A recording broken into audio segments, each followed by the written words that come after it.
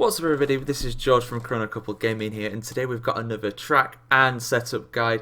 This is for the Bahrain International Circuit in Sakhir. Just a note for you guys as well that for some reason the audio did not work while recording this gameplay, so no engine sounds on this.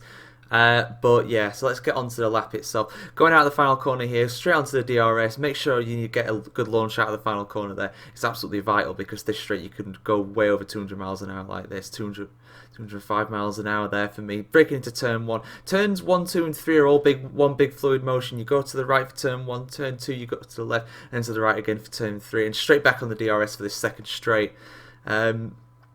And yeah, then down into turn 4, make sure you brake very hard into it. It's very easy to run wide there. I run quite wide there, but it's not too bad overall. This is the trickiest part of the track probably. Turns 5, 6 and 7. Basically a high speed chicane, then brake hard down into 8. Again, another corner where it's easy to run wide. Don't use too much inside curb there, it'll spit you out. Turns 9 and 10, absolute nightmare most of the time. It's very difficult through there. Very easy to lock a front right wheel through there, so be careful on the brakes. But you've got to be firm as well to be fast. Another DRS zone here. There's so many of them on this track. I think there's 3 in total.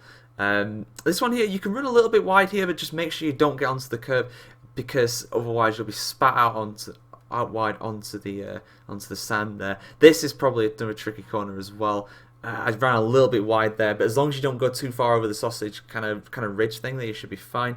And then straight onto the final corner here. I took a fair bit of inside curve there, mainly because you don't want to run wide there. If you run wide there, you're losing heaps of time. You lose a little bit of time if you go onto the inside curve. And across the line, it's a 1:26.5 from me in the Mercedes, and I think I go a little bit further here. I got to let the recording roll because, again, just like in Australia and the last track guy I did, I think I messed up royally going through here. Well, actually, no, I didn't. That wasn't too bad. I think it was the other one where I ran ran way too wide. So yeah, into the setup now. You need to be fast in Bahrain, but you also need downforce. We have 6.6 wings, lots of stability with those. Differential, you need to be 90% for on throttle, 75 for off throttle for best stability. Tyre wear is quite high in Bahrain, so don't go full right, full left for camber and toe. Suspension, you need to be relatively firm for the front, but the rear needs to be soft just so you can be stable. Brake pressure, 75%. You probably go higher to be honest, but that just stops you locking up round turns 9 and 10. And the tyres, fairly normal pressures, fairly high but not too high, just to let the tyre wear not be too bad around here. But yeah, that is the Bahrain International Circuit. And next up we have my favourite track on this new game, Hanoi. I absolutely hate it to be honest with you, but you'll see a race coming up there very soon. That is my fastest lap, that's data from that. But yeah, so tomorrow we'll have a track guide for Hanoi, Vietnam for you, one of the new tracks in the game.